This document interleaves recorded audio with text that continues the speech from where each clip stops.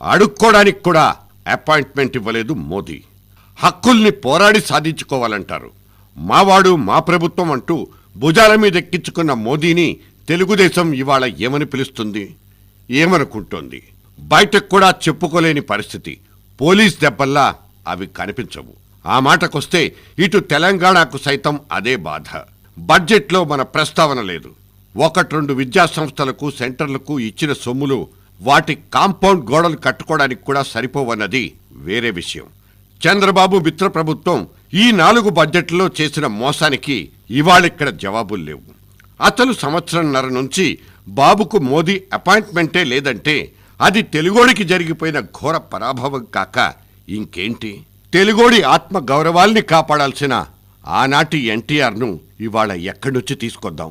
మొన్నటికి మొన్న జనవరి 12వ తేదీన బాబుకు అపాయింట్మెంట్ ఇస్తే ఓ బొకే ఇంకో 17 పేజీల కోర్కెల చిట్టాని ఇచ్చొచ్చారాయన. ఏం జరిగింది?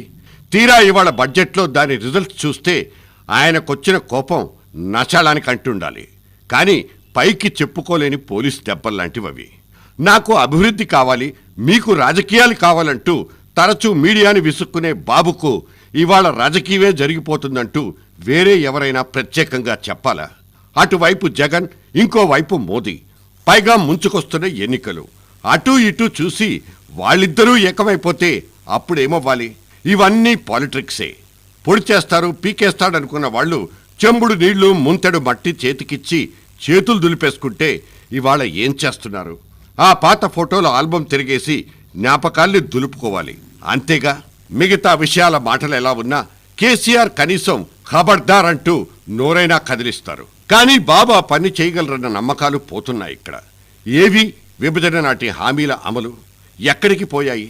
స్పెషల్ స్టేటస్, స్పెషల్ ప్యాకేజీ, సహనాలకు కూడా హద్దులుంటాయంటూ బయటకే తిట్టిపోస్తున్న సొంత పార్టీ వాళ్లకు ఇవాళ టెలికాన్ఫరెన్స్లో అసంతృప్తిగా ఉంది, ఒత్తిడి తేవాలంటూ చెప్పే పొడి పొడి మాటలు స్వాంతన చేకూర్చుతాయా? పరిష్కారాలు చూపిస్తాయా?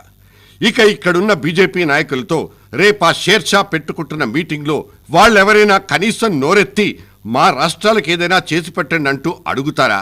డౌటే. ఆ మధ్య ఇక్కడికొచ్చిన అదే అమిత్ షాల వారు తన చేతికిచ్చిన కాగితాల్లో నుంచి కొన్ని అంకెల్ని చదివేసి కేంద్రం ఇంతిచ్చింది అంతిచ్చిందంటూ స్పీచీలు దంచేసి చక్కగా విమానం ఎక్కేశారు. అయ్యా, ఇవి నిజాలు, మాకింతే ఇచ్చారంటూ కనీసం ఒక్కళ్ళైనా మాట్లాడితే ఒట్టు. నోళ్లు పెగలవు. కారణాల్ని మేమూహించగలం, కానీ మీరు మాత్రం గప్చిప్. అయినా అవసరాల కోసం గెలుపు గుర్రాల మీద మాత్రమే పందాలు కాసే ఈ రాజకీయ రేస్ కోర్సులో ఇవాల్టి బడ్జెట్ పద్దు ఒక చిన్న మూవ్.